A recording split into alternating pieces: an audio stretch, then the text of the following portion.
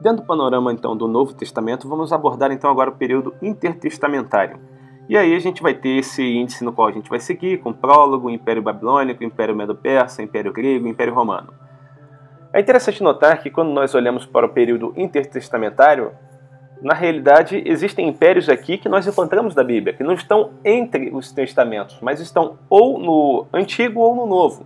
Um exemplo disso é o Império Babilônico, que nós encontramos ele na totalidade no Antigo Testamento. O Medo-Persa, uma parte dele, a sua ascensão, e o Império Romano, encontramos já o seu momento do seu ápice indo ao seu declínio. Agora, o período entre testamentos é justamente o declínio do Império Medo-Persa, o Império Grego na sua totalidade, tanto a sua ascensão quanto o seu declínio, e mais a ascensão do Império Romano. Como é que era esse Israel que foi para o cativo? Quais são os traços de personalidade que ele tinha? Ora, ele era um Israel idólatra, ele se corrompia com facilidade, era um Israel ganancioso ao ponto do levita vender os seus serviços, era um Israel desobediente a Deus, já não prestava mais atenção às leis, os estatutos, os mandamentos e as ordenanças. Era um Israel completamente corrupto e ao mesmo tempo depravado. Só fazia aquilo que era errado, era um Israel completamente desconstante, ele só se voltava para Deus quando realmente precisava.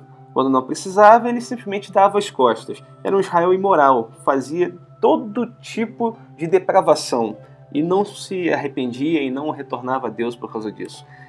E, por consequência geral, era um Israel sem tremor e sem temor.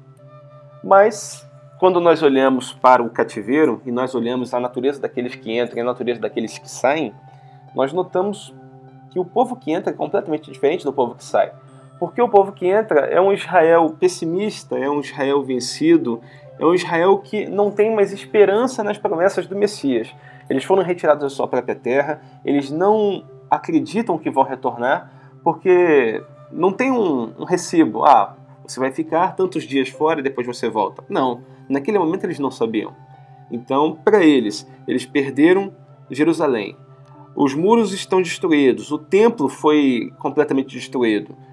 Está em ruínas, e tudo aquilo que existia de bem, de posse dentro do templo foi levado embora. Nada ficou.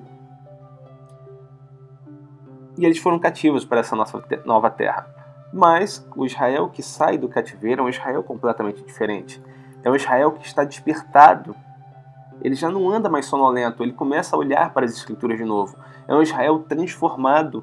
A natureza daqueles que estão saindo é completamente diferente daqueles que entraram. É um Israel curado da idolatria e é um Israel pronto a obedecer. Eles estão retornando à sua terra, eles saíram do cativeiro. E se eles saíram do cativeiro e estão de volta a Israel, Deus ainda pode trabalhar todas as promessas, porque as promessas iam ser cumpridas em Israel. Se o povo está de volta ao local onde as promessas têm que ser cumpridas, as promessas serão cumpridas. Então o que Deus falou não era para esse período antes do cativeiro, é para um período depois do cativeiro. Então eles começam a entender que as profecias ainda hão de se cumprir. Essa é a diferença que nós temos entre o Israel que entra e o Israel que sai. Agora, o judeu do Novo Testamento, quem é esse ser? Esse ser é um ser completamente nacionalista.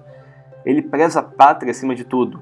É um ser tradicionalista, ele tem as tradições de Moisés acima de todas as coisas. Ele é um homem, um judeu curado da idolatria.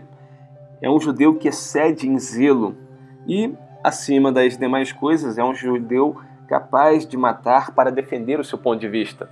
Ou capaz de matar, ou capaz de morrer. Por exemplo, Estevão foi capaz de morrer para defender o seu ponto de vista. Mas, ao mesmo tempo, os seus algozes foram capazes de matar para defender o seu ponto de vista. Essa é a natureza do judeu no Novo Testamento. Ele vai ao extremo para chegar a dizer que aquilo que eu creio é a verdade. Isso vai ajudar os judeus a propagarem a mensagem, os apóstolos a propagarem a mensagem, e a mensagem ela vai ganhar repercussão porque eles vão até as últimas consequências. E só uma recapitulação, então, quando nós olhamos para o Antigo Testamento, nós vemos ele no domínio persa. Quando nós olhamos para o Novo, nós vemos o apogeu do domínio romano. De um modo geral, a única coisa que a gente não tem um entendimento profundo é sobre o domínio grego. E quando nós olhamos para o domínio grego, a gente vai ver que muitas coisas aconteceram nessa época. A gente vai ver a questão da língua, das artes, dos costumes, da filosofia, da literatura, do próprio aramaico. Isso tudo a gente vai ver quando nós estiver olhando a Grécia. E assim a gente termina esse prólogo e a gente vai dar continuidade no Império Babilônico.